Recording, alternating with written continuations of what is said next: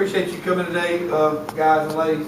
We're going to talk about today, if you'll remember when you went through, or when we are currently going through and have gone through some of our MAQ training for some of the apps that you as teachers are using on the MAQ, and then also some of the apps that we want to trickle down to the students and want to train them on.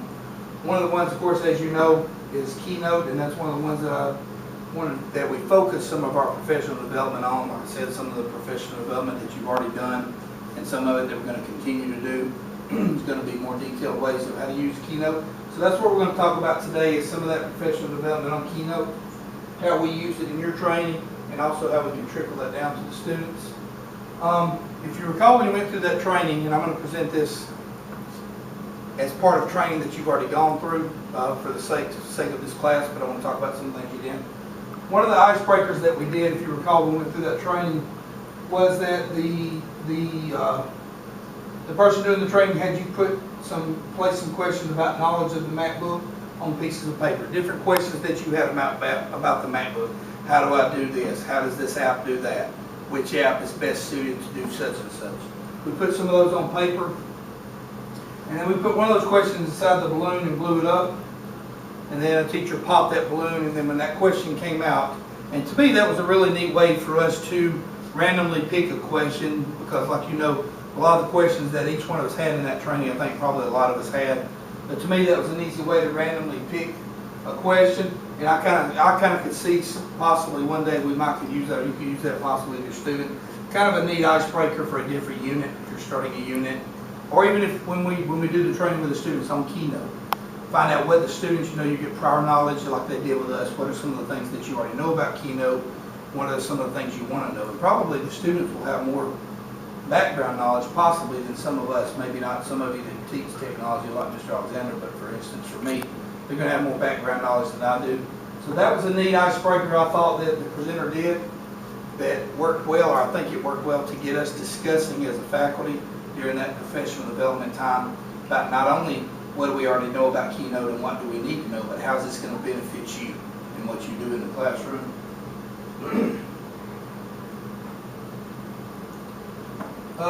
Some of the other things that we talked about in that professional development plan that I wrote up, the professional development plan, some of the things that the presenter did were things such as how to use Keynote with the MAQ to implement lessons and activities. And that's some of the things that we did in there, if you remember correctly, if you recall in that training. The presenter gave ideas of how you can use Keynote to implement activities. For instance, when you're starting a unit, how can I use Keynote to kick off that unit? To implement the beginning of that unit, to implement activities that pertain to that unit, or to implement the entire unit. As you saw in that training, Keynote works well. We can use it through, or you can use it sometimes throughout your lesson or throughout a unit to present different ideas in a way that not only were they interesting and useful for us, but they also be interesting, I think, to your students, because they do involve the Keynote application. As you know, we've just gone one-to-one here with our students with the MAQ. So not only are we as teachers learning about these apps are apps, of course, like I said, that we're trickling down to the students, because there are applications that they're going to use in your classroom. That's why when I wrote this professional development plan, I thought it was really important to emphasize the training that we're providing and ongoing training is being provided to us about the MAQ, because these are things that are coming down to our students. Our students have a one-to-one MAQ of their own.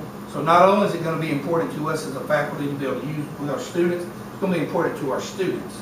And we need to stay up to par with our students on these apps, on how to use those things, because students, as you know, in our school and in our day and age, they're going to catch on to technology really quick. They're going to pass us. So I think we need to have ongoing professional development so that we stay up to par with these apps and these other materials, so that we can use them with the students and we make it useful for them.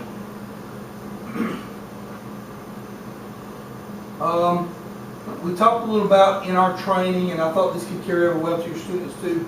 I entitled it Building Your Own Beast. How to use Keynote to build activities. When I say build activities, I've got an example in just a minute. On behalf of us as teachers, I foresee, and what I saw the presenter implying in the training when they went through this part of the training, was you building those activities like I mentioned a second ago. It could be good kickoff material or starters for a unit. It can be, to me, good checkpoints midway to find out how much of the material that the students are retaining. Also, and to me, could be in a way to check knowledge of material at the end of the unit. For students possibly, to build a keynote presentation on a topic that's been something that you've studied for several days or several weeks in class. That makes them dig in and research that material, and also shows you how much of that material the students are retaining, because of course for them to be able to present that material, they got to be able to understand it. So I thought that was a really good part of the training that the person did when they were training us, is to show us the steps of how to build a keynote, to build these activities, so that you can carry that on to your students as well. Keynote to me, and I know some people would argue about this that know more about it than me, but to me it works a lot like PowerPoint. And I've got an example there of part of a keynote material on the biomes that we used in science, or that you've used in science. Because you can build it, what's great about it, one of the many things great about it, as we learned in that, is we as teachers can use it for all content areas. Whether I teach science or whether I'm teaching, for instance, the parts of speech in language arts. You can use it for any kind of content or any kind of material. And as you teachers know, it's not something that's going to be your go-to all the time. But it's important for us to understand the workings of it, because I do think it's going to be very beneficial to each one of you, regardless of what area or what content area you're in. Because I think you can cover such a wide range of activities, and there's so much you can do with it that gets the students engaged. As we've learned, as we've known for quite a while, this is such a technology-based generation that we're dealing with. So anything we can do utilizing that technology that engages them, to me it almost has them in a place where they're learning without realizing that they're even learning, so because they're so caught up in the application of the technology that sometimes I don't think they're even aware that they're researching and learning material. So I think it makes it more, I know it made it more interesting for us in that professional development. I think it's going to make it a lot more interesting for your students too. This is one activity that, if you remember, we did during the training and Jeopardy activity. We didn't do it a lot, but we talked about carrying this over to your students. It's building a Jeopardy type activity for students to prepare for unit exam. I know back when I first started teaching, and some of you started teaching, we did the classic or the typical unit review or the test review before test. Keynote, one of the things we did in that training, as you saw, was build a Jeopardy type game, that I just kind of foresaw that being something good that we could use to carry down the students, or even get to the point, hopefully, where the students themselves can build the Jeopardy activity. They can build a review, and that lets you know not only two things. Number one, how well do they know the material to be able to ask the right questions or put the right facts. Number two, it lets you know what areas you need to touch on and hit more or go a little deeper with that the students didn't quite understand or didn't quite grasp what you wanted them to grasp. It also gives, to me, it gave a great activity to open us up for discussion. I remember when we did this activity in the training, it opened it up and gave us a chance to do a lot of discussion on whatever your content area. I know science teachers work with each other, language arts work with each other, technology work with each other. So it, to me, like a lot of the things that we're talking about, opens up that discussion with students, which is what we want to happen in whatever content area you're in. I think it gets the students more engaged also. And as we talked about in the training, Keynote is one of the things also with technology that helps build that teacher and student collaboration. The teacher can utilize that Jeopardy game to teach the process of Keynote to the students also. So the next step with the students is, once you present that Jeopardy activity to them as a review, then we can talk to the students about, okay, here's how we built that, and step by step we can use that activity that they've already done to talk about the specifics of how we built or how to build that presentation on Keynote. So it can serve a twofold purpose. Serves a purpose for us as teachers of helping us get materials across the students and getting them engaged and preparing them for upcoming tests. Also gives us a chance to talk to and teach to the students the specifics of how to build that through Keynote.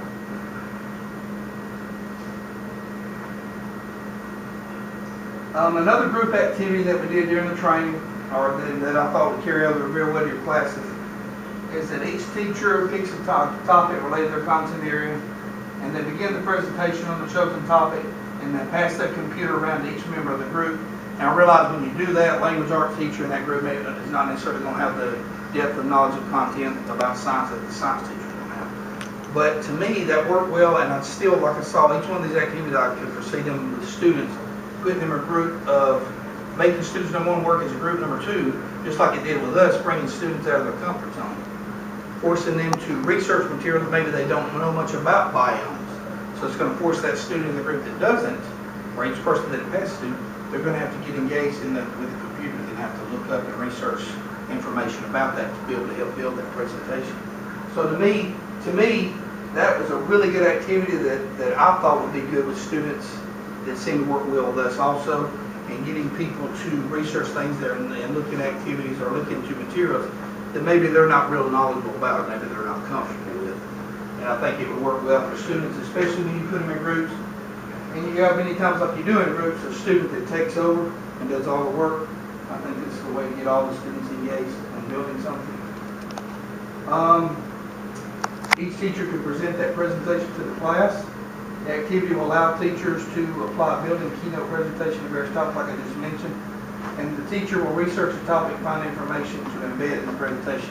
And we'll teach that to students. Okay, students, once you found that information, for instance, like I used a minute ago with biomes, how do you embed that into the keynote presentation?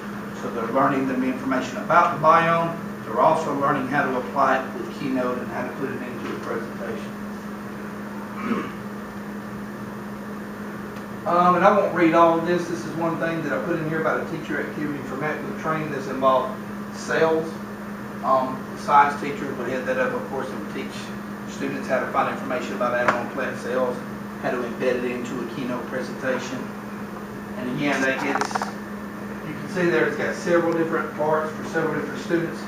To me, that's another way to get, the keynote works really well in many ways. One of them, again, is that I think it helps get all of the students engaged that are in that activity or in that group. Carrying it a step further for us as teachers. Teachers, and I put science teachers, but this could be whatever teacher for whatever content area you have. You prepare a lesson plan for that activity, then you submit that to administrators and post the lesson plan on Blackboard. I know we post our lesson plans in Blackboard. Sometimes we've done them in different places. But one of the things we learned in that training is taking that information and making it useful. Making keynote where there's some work on the front end, but once you build that unit or once you build that keynote presentation, then it kind of guides and carries you through several of those lessons, depending on what your topic is, depending on how long you're going to spend in class on that topic. One of the things we learned, if you remember about keynote, is it can help kind of be your guide once you do the front end work to guide you through that. It also gives us as administrators a heads up of when you're going to be doing that so we can come in and see something going on. Here's another application, taking a step further with students, is that the teacher assigns a current topic for class to each student. The teacher assigns a project to which student builds a keynote presentation. And I've seen this done in class. You did this last year with a different app. But the students, I went into some of the science classes and saw them actually present these presentations in class. They worked in pairs, I believe, when they did that, or maybe groups of 3. That'll give you a way, again, another time, students will learn keynote and become comfortable enough with keynote that they would be able to present the material. You know, we are in the process of becoming comfortable with keynote, and then we want the students to become comfortable with that so that they can actually take it and use it. Just like for us as teachers, you know, the app doesn't really do us any good if it's not something that we can use in class. So the same for students. We want it to be something that's useful for them in all of their content areas, not just to be used in one. And the last thing we did, if you recall at the end of that professional development, was there's the first half of an exit questionnaire. There's the second half where he talked to us about how useful was this training. Is something that you thought needed to be changed? Is this information that helped you in being able to use this in your classes? So if you recall us going through all that training, that's the way I saw the benefits of it for us on our professional development. That's also the way I saw that it would be beneficial for us in class. So again, I want to thank you for taking the time to be here. Thank you for all that you do. Thank you for going through the professional development that we continue to go through. And I know it's going to make this better and more effective for our students. Thank you.